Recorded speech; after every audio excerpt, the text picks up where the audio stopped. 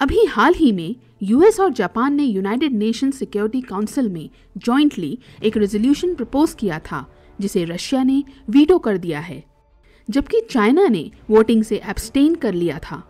यह resolution outer space में arms race को प्रिवेंट करने के लिए लाया गया था। रशिया ने इसको यह कहकर वीटो कर दिया कि जो इस रेजोल्यूशन का टेक्स्ट है वह और ज्यादा कॉम्प्रिहेंसिव होना चाहिए था। चाइना का भी यह कहना था कि इस ड्राफ्ट के अंदर और ज्यादा एलिमेंट्स को इंक्लूड किया जाना चाहिए था। रशिया और चाइना ने इसको लेकर एक अमेंडमेंट भी टेबल किया था, लेकिन उसे रिजेक्ट कर दिया गया। तो एक अमेंडमेंट जो इस रेजोल्यूशन को और ज्यादा कॉम्प्रिहेंसिव बनाता, उसे तो अडॉप्ट नहीं किया गया, लेकिन ओरिजिनल रेजोल्यूशन को जो रशिया ने वीटो किया उस पर यूएस ने जरूर प्रतिक्रिया दी। यूएस का कहना था कि रशिया डेफिनेटली कुछ छुपा रहा है।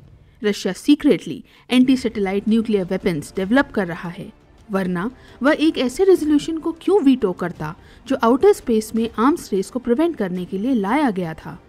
ऑफ कोर्स रशिया ने इन एलिगेशंस को डिनाई कर दिया है, क्योंकि रशिया ने तो इवन एक अमेंडमेंट प्रपोज किया था जो आर्म्स प्रिवेंशन को और ज्यादा स्ट्रिक्ट बनाता। रशिया के प्रेसिडेंट व्लादिमीर पुतिन पहले ही स्टेटमेंट दे चुके हैं कि स्पेस में न्यूक्लियर वेपन्स डिप्लॉय करने का रशिया का कोई इंटेंशन नहीं है, लेकिन यूएस का सोचना है कि रशिया सीक्रेटली ऐसे न्यूक्लियर वेपन्स डेवलप कर रहा है जिसे वह स्पेस में यूज कर सके। दोनों यूएस और रशिया आउटर स्पेस ट्रीटी के सिग्नेटरीज हैं। 1967 की आउटर स्पेस ट्रीटी के अनुसार आउटर स्पेस नेशंस के बीच में शेयर किया जाता है और इसे वेपन फ्री रखना चाहिए। स्पेस को एक्सक्लूसिवली पीसफुल पर्पसेस के लिए ही यूज किया जाना चाहिए और स्पेस में आर्म्स रेस को प्रिवेंट किया जाना चाहिए। और यह ठीक भी है कि आउटर स्पेस में वेपन्स यूज न किए जाएं और उसका सिर्फ पीसफुल पर्पसेस के लिए ही उपयोग हो, क्योंकि स्पेस में बहुत सारी सैटेलाइट्स हैं। जैसा कि हम जानते हैं, अनेक देशों की बहुत सारी सैटेलाइट्स इस समय स्पेस में मौजूद हैं। इन सैटेलाइट्स के कारण ही हम बहुत सारी क्रिटिकल सर्विसेज एक्सेस कर पाते हैं, फिर चाहे वह जीपीएस हो या टेलीकम्युनिकेशन हो, वेदर मॉनिटरिंग हो या अर्थ ऑब्जर्वेशन हो। तो अगर स्पेस में किसी भी तरह का एक एक्सप्लोजन होता है तो ये सैटेलाइट्स को डैमेज कर देगा, जिसके बहुत ही बुरे कॉन्सिक्वेंसेस होंगे। क्रिटिकल सर्विसेज डिस्टर्ब हो जाएंगी, मिलिट्री कम्युनिकेशन कट ऑफ हो जाएगा, इसका ह्यूज इकोनॉमिक इम्पैक्ट भी होगा, नेशनल सिक्योरिटी सर्विसेज अफेक्ट हो जाएंगी, टीवी, रेडियो एक्सेट्रा सब कुछ डिसफंक्शनल हो जाएगा। सैटेलाइट के डिस्ट्रॉय हो जाने से साइंटिफिक रिसर्च भी बुरी तरह से इफेक्ट होगी। यह सब तो इमीडिएट डैमेज हो गए। इसके बाद जो सैटेलाइट डिस्ट्रॉय होगी और उससे जो स्पेस डेब्री जनरेट होगी वह हाई स्पीड में स्पेस में ऑर्बिट करेगी और फ्यूचर में फंक्शनल सैटेलाइट्स के लिए रिस्क बन जाएगी। ऑलरेडी स्पेस डेब्री बहुत बड़ा रिस्क है। भले ही साइज में यह छोटे हों, पर यह इतनी हाई स्पीड में मूव कर रहे होते हैं कि अगर यह सैटेलाइट से कोलाइड कर जाए तो सैटेलाइट को डिस्ट्रॉय कर सकते हैं। और इन सब सैटेलाइट्स को रीबिल्ड करने, रिस्टोर करने और पहले की तरह इन्हें फंक्शनल करने में कई वर्ष लग सकते हैं और यह बहुत एक्सपेंसिव प्रोसेस होगा। इसलिए अगर स्पेस में एक्सप्लोजन होता है तो यह एक डिवास्टेटिंग इवेंट होगा, तो इसे हर कॉस्ट में प्रिवेंट किया जाना चाहिए। यूएस इसे लेकर काफी चिंतित है। जब यूएस के कमर्शियल सैटेलाइट्स ने रशिया के अगेंस्ट रेजिस्टेंस पुट अप करने के लिए यूक्रेन को हेल्प किया था, तब रशिया ने थ्रेटन किया था कि वह इन सैटेलाइट्स को टारगेट कर सकता है। यह अमेरिकन सैटेलाइट्स रशियन मूवमेंट्स को ट्रैक करने में यूक्रेन की मदद करती थी।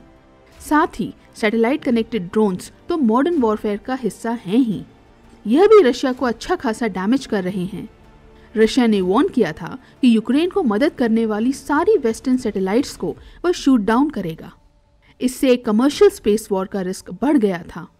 तो यह देखते हुए कि सैटेलाइट्स कंट्रीज के लिए कितनी क्रूशियल हैं, यह joint proposal United nation security council में लाया गया था। बट फिलहाल इसे रशिया ने यह कहकर वीटो कर दिया है कि स्पेस में केवल न्यूक्लियर वेपन्स ही नहीं, हर तरह के वेपन्स को बैन किया जाना चाहिए। इस चीज को टेक्स्ट में ऐड किया जाना चाहिए। स्पेस आर्म्स रेस का रिस्क रियल है। बहुत से देश एंटी सैटेलाइट वेपन्स या तो डेवलप कर चुके हैं या कर रहे हैं। यूएस, चाइना, रशिया और इंडिया के पास इस तरीके के वेपन्स हैं जो सैटेलाइट को डिस्ट्रॉय कर सकते हैं। 1967 की outer space treaty weapons of mass destruction को स्पेस में प्लेस करने को तो प्रोहिबिट करती है, लेकिन कन्वेंशनल वेपन्स या एंटी सैटेलाइट वेपन्स के बारे में कुछ नहीं कहती है। मतलब अभी कोई इंटरनेशनल ट्रीटी है ही नहीं जो स्पेस में कन्वेंशनल वेपन्स के डिप्लॉयमेंट को बैन करे। और सैटेलाइट्स के ऊपर सभी देश बहुत सी सर्विसेज के लिए बहुत ज़्यादा रिलाई करते हैं।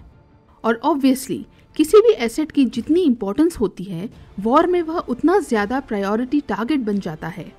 तो अपने एसेट्स पर अटैक करने से एनिमी को डिटर करने के लिए एक आर्म्स रेस शुरू हो जाएगी, जहां देश कंपेल्ड फील करेंगे कि उन्हें एंटी सैटेलाइट वेपन डेवलप करना चाहिए। यह देखते हुए कि करंट जियोपॉलिटिकल क्लाइमेट में कितना ज़्यादा लैक ऑफ ट्रस्ट है और कितनी ज़्यादा टेंशन्स हैं, स्पेस आर्म्स रेस का रिस्क बढ़ता ही जा रहा है। तो डेफिनेटली एक इंटरनेशनल ट्रीटी बननी चाहिए जो स्पेस में वेपन्स यूज को रेगुलेट करे और आर्म्स रेस को प्रिवेंट करे। इसको लेकर नेशंस के बीच में ट्रांसपेरेंसी होना और ट्रस्ट बिल्ड करना बहुत ज़्यादा ज़रूरी है। बेहतर होगा नेशंस अपने स्पेस प्रोग्राम को ट्रांसपेरेंट रखें और इस तरीके के एक्शंस अवॉइड करें जो उनके राइवल्स को प्रोवोक कर सकते हैं। डायलॉग और डिप्लोमेसी से स्पेस आर्म्स रेस को प्रिवेंट किया जा सकता है।